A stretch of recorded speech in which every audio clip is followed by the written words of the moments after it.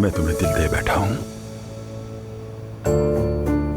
जब से मैंने तुम्हें देखा है आशिक हो गया हूं।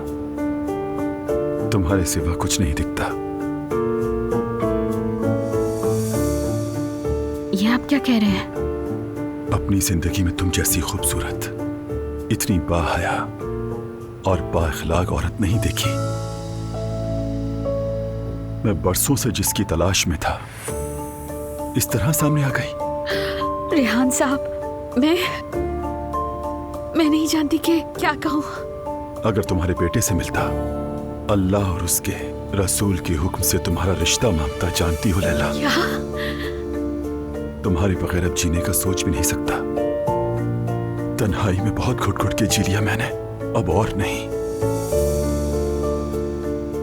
लैला,